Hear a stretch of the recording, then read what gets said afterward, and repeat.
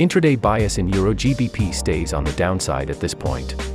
Recovery from 0.850 could have completed ahead of 0.871 support turned resistance, keeping outlook bearish. Retest of 0.850 low should be seen next, and firm break there will resume larger decline form 0.897. On the upside, above 0.861 minor resistance will turn intraday bias neutral first.